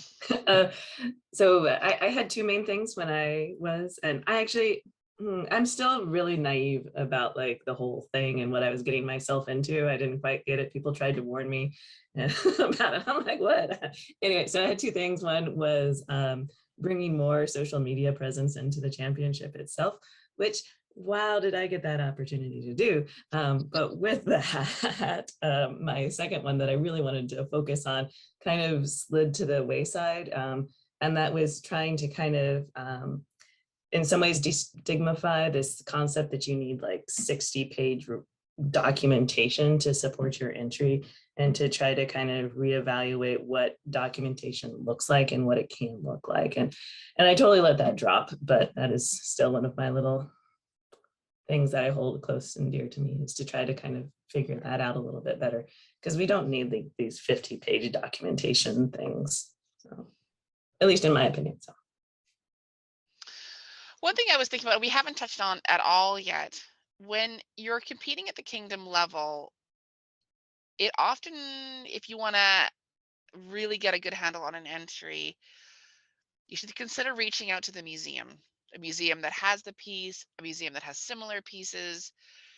Does anyone on the panel have advice for anyone who maybe hasn't reached out to a museum yet? How to do it, what to say, what not to say? Leadership Thora, I see your hand is up. So I have reached out to a museum before. I am not very familiar with late period at all, but I decided I think in 2020, to enter a late period brocade piece from a painting that I found, and wanted to research and see if this was one brocade in the painting. And I don't know anything about like art, I guess painting related art, and you know, the maintenance of oil paintings, and like how true is the color we see in the picture and that kind of thing. So I found the museum that the painting was in just by using Google, and I didn't even know if there was proper etiquette for how to reach out. I found the museum email address and just emailed them with the painting name and the reference number that was on the museum website and said, hey, I would like, the information you have about this painting. When was it last cleaned? What kind of cleaning solution did you use on the painting? So I could try to see what the true color of the painting was. And I actually got a response pretty quickly within a week of contacting the museum with all the information that I requested, and was really pretty surprised. And that's generally been my experience with contacting museums, is that they get back to you pretty readily if you reference the right thing that you're looking at, and they have it available, and yeah, you ask a question that they can answer. I've only had positive experiences there. Wonderful. Maestro Eduardo, I believe you're next. Oh, I would say that it's really important when you reach out that you don't ask questions that are already readily available. Like, that's really critical. So make sure that you've looked thoroughly at the website or the electronic resource or the book or whatever that the piece that you're working on comes from, because it's really not good to ask questions that are already been answered. Do a thorough Google Scholar, not just Google, but Google Scholar search for other papers that have already been written on this object or painting or whatever. That's really critical, because you don't want to go in and have them come back. Most of them, I think you're right, Thora, like most of them are really happy to answer your questions and talk to you. This is what they geek out on.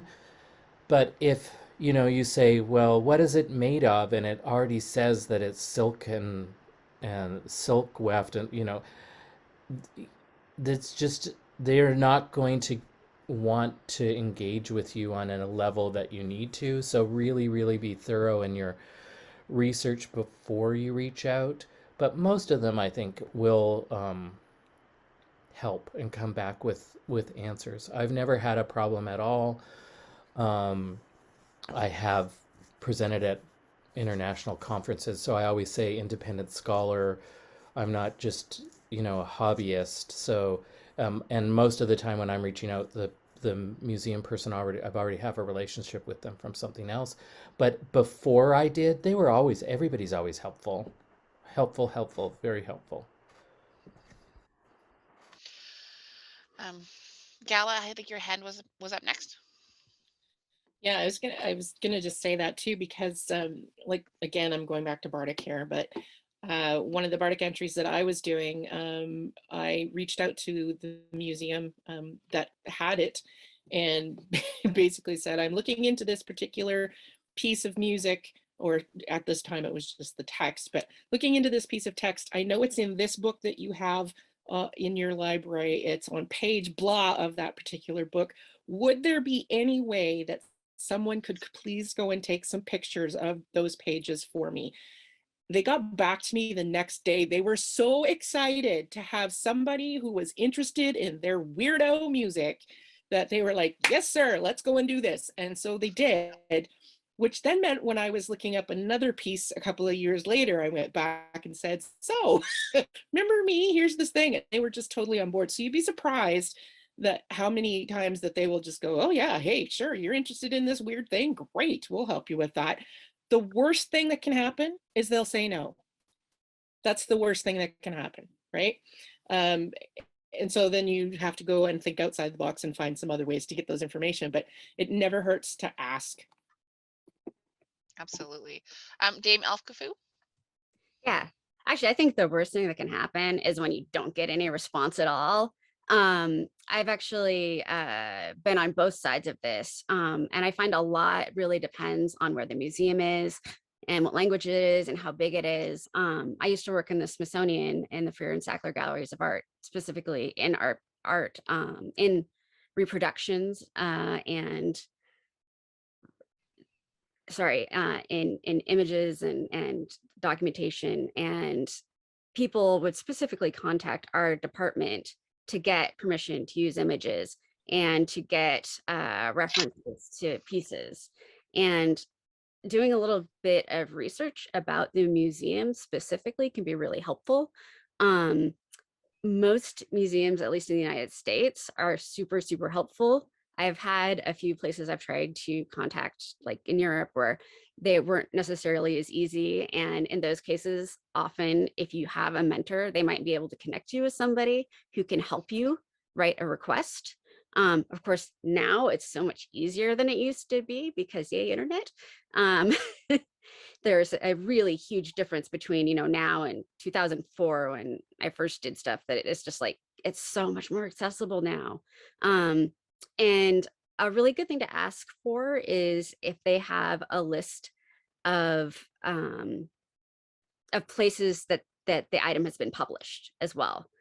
Because sometimes there will be things like somebody's thesis or something's more obscure that is harder, or that you wouldn't necessarily run across easily. And sometimes that kind of thing, you can look at the Library of Congress website and look it up there and get information or even get photocopies.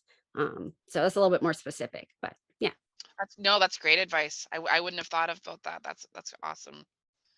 I love learning, even here. I love it. Viscount Séamus, you had your hand up. You're also muted. Take a drink. You're muted. Mute. So I have used the British Library a lot because my big nerd is herbals, and so you know, they're not necessarily an item that is just pictured in a book. You know, it's actually, you have to go find the text, kind of like Gala was talking about. And the British Library actually scanned every single page of a herbal for me. I had to pay for it, but it really was actually fairly reasonable. You know, it was not published anywhere. I had to, you know, I wanted the whole thing, and they went through every single, you know, handwritten. It's a handwritten Henry VIII herbal, and you know, it had not been electronically published anywhere, and they went through every single one and scanned every page for me and sent them all to me. It was amazing. So you know, that is an option. The British Library has so many now that are digital. You can search through their catalog, but even if for some reason they haven't got to it yet, they do have the option of allowing you to pay for copies of their stuff. So do you think when you're approaching a museum, just as a follow-up, do you feel a very direct, narrow question is more likely to be answered than a very broad question? Yeah. Okay. Yeah. And I was like, I'm specifically looking for this treatment that I think is, you know, so. Dame Ælfgifu, your hand is up. Yeah, I just wanted to say really quickly also that it's not very common, but occasionally also if there's like in a really old book or something that you can't actually get any copies of anywhere, sometimes you can specifically order like a photostat copy from someplace, and that's sort of like made on demand, and they're expensive, but when you think about how much we pay sometimes for research books, they're not that expensive. So it's another option sometimes people might not think of. Absolutely. Maestro Eduardo? Yeah, I just wanted to say also, so sometimes you have to remember too that the librarians or the museum curators or whoever you're connecting with are human too. So I've had occasion where I've said, hey, I'm really looking to see whether or not you have an electronic version or you know, back in the day, a microfilm or a microfiche copy of this manuscript, and they'd come back and say, oh, we don't even have that. And I'm like, be polite and just, you know, take a breath and say, well, I know you actually have it, and here's the reference number, even though I put it in the first email, and it's here. I just need to know whether or not I can get it electronically. And oftentimes they'll come back and go, oh, yeah, we do have the book, but we don't have the microfilm. Like, so I've had them make mistakes as well, because guess what? They're human. So just, you know, be polite and be insistent and be narrow in your ask and your focus.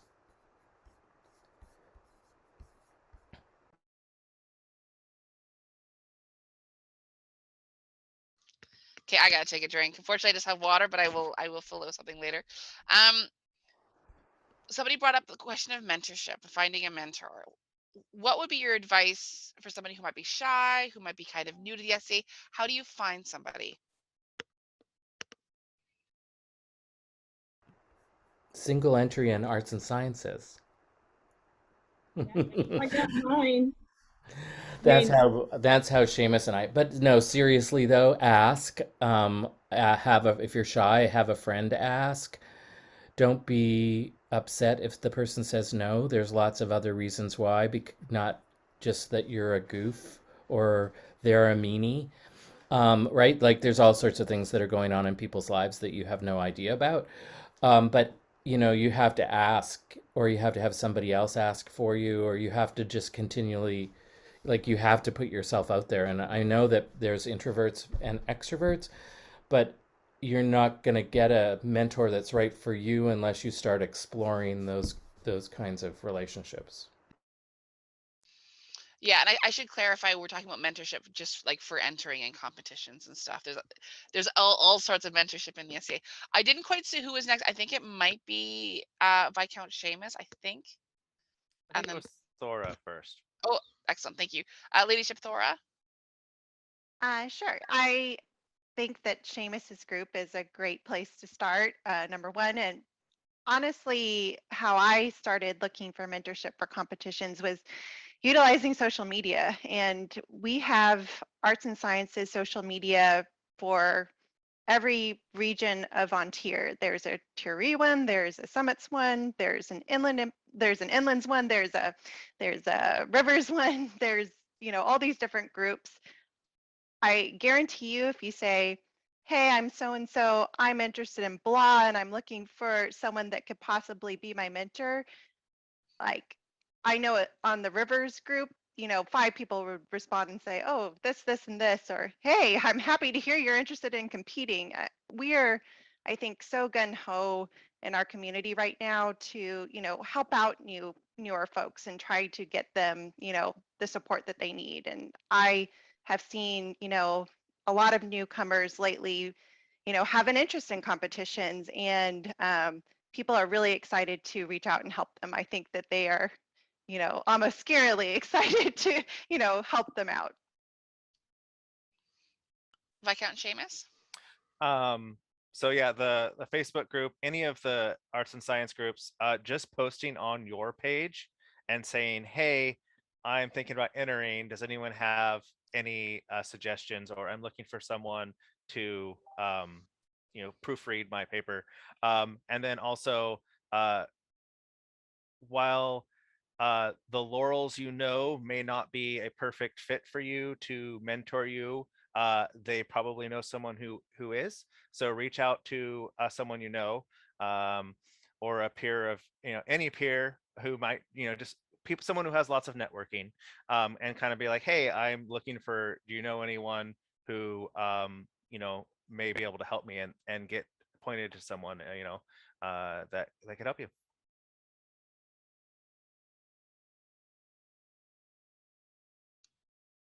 Dame Ælfgifu, I think, is next. Or was it Gala? Sorry.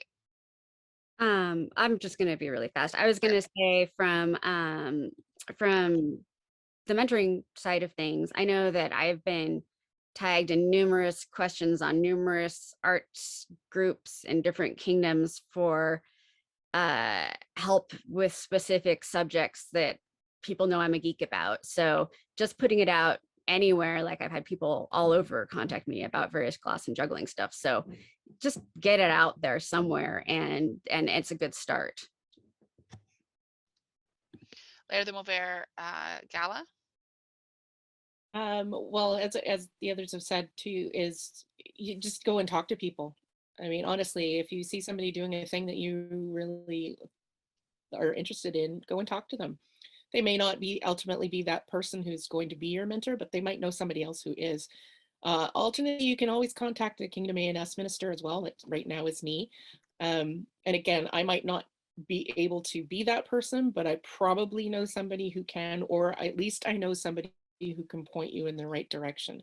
You could talk to the Kingdom champion. Again, they may not know the person exactly, but they can at least figure out or try and find out somebody who could point you in the right direction.